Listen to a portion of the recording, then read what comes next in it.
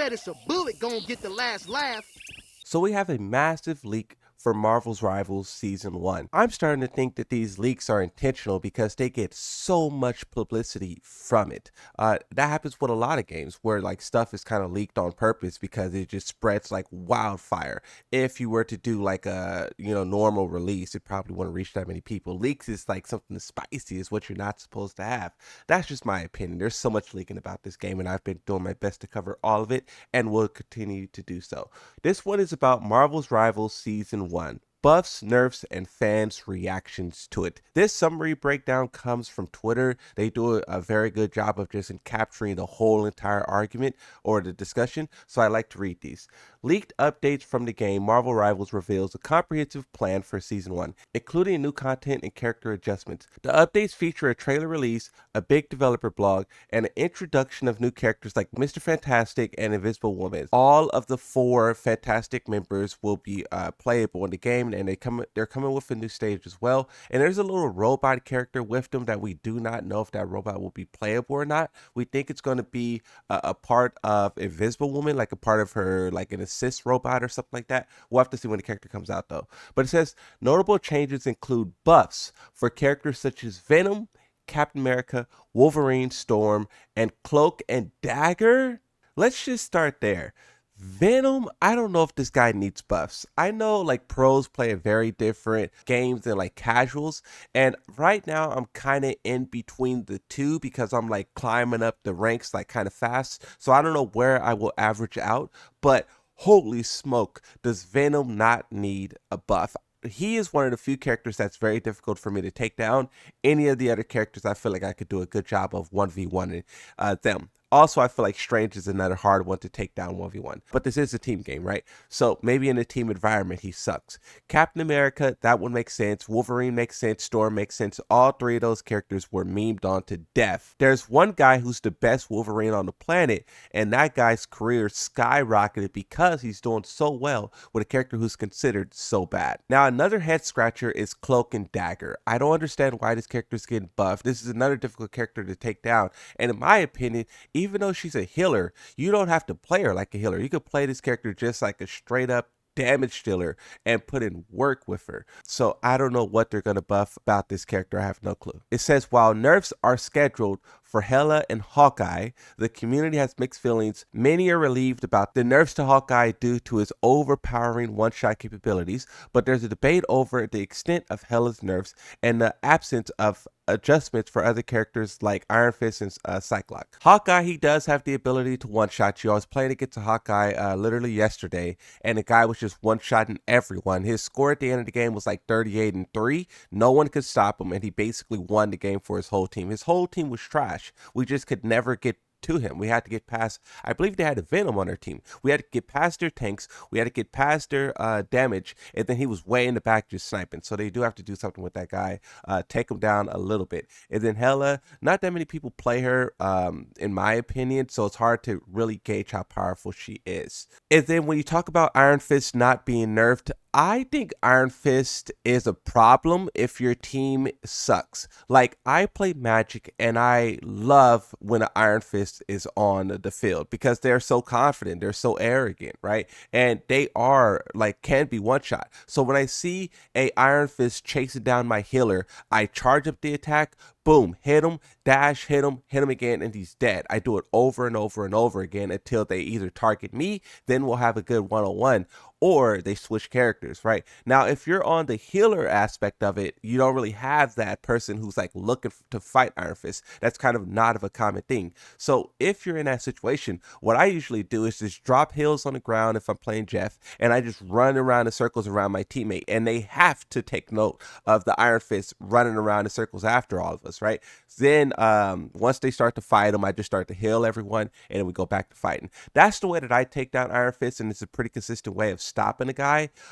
So really, I don't view him as a problem. Like I said, he's only really a problem when your team is not highlighting him. There's certain characters in the game where everyone have to put attention on them or they'll destroy. Like a Scarlet Witch, right? You pay Scarlet Witch any ounce of attention, she falls off the cliff, and I think I'm going to drop the character because of it.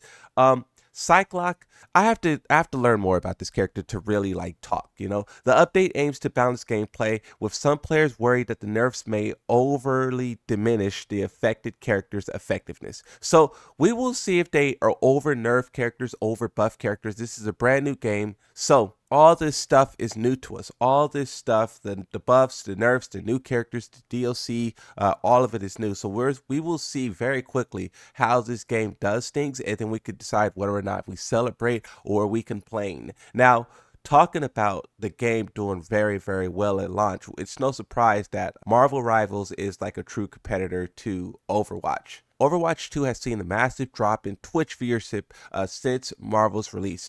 Overwatch peak was 125,000 viewers in November 2024, was nearly halved 20 to 64,000 in December. Marvel's Rivals peaked at 275,000 near launch. Now, I am aware that a lot of people are switching over from Overwatch to play Marvels. A lot of people who did well in that game is doing well in this game. I believe there's some of the top players in Rivals were like pro players in Overwatch. So Overwatch do have to figure out something to compete. And I'm surprised they didn't have something prepared. Like, I don't know too much about the game. Maybe they did and it just got blown out of the water. But whenever like a new game drops or something, like games like Fortnite or Call of Duty try to have like a update in line to make sure that they retain something. Like when GTA comes out, a lot of games is probably going to be doing new seasons and stuff around the time of that to make sure they retain something. And Overwatch is kind of tanking because of it. It says, since the release, Marvel Rivals have significantly impacted the game community by surpassing Overwatch 2 in viewership,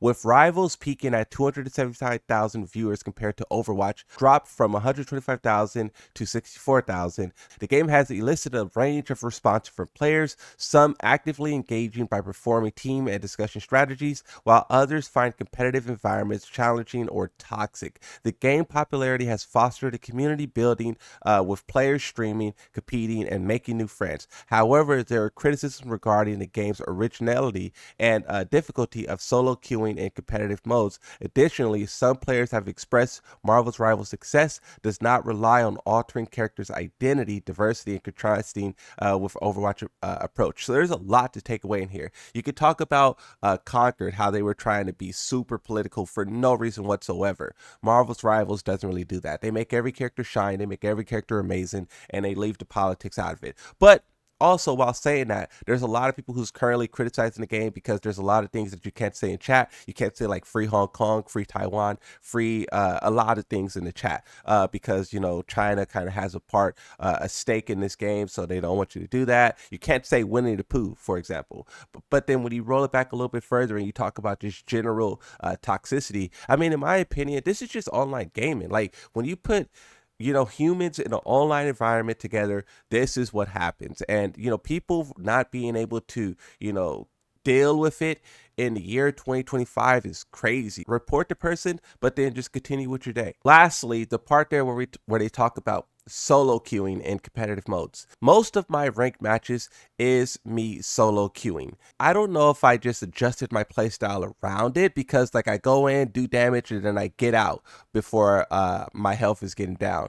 But there are some characters like healers or tanks who you kind of need a little bit more team work, and that's something that really doesn't happen in Marvel's Rivals like that. A lot of people have their own objectives, their own ideas, their own things that they want to do, and they're not really looking for where's my team, how can I help them, how can I assist. Like, for example, the Iron Fist thing I was talking about. Like, if I see an Iron Fist on my healer, I'm going to help. A lot of people won't even be considering that. They'll just be trying to get kills as like a damage dealer, right? So there's a lot of things to factor in this game. It's a big game. It's a big discussion, and I'm interested to see how the developers will continue this, journey that a lot of players are on.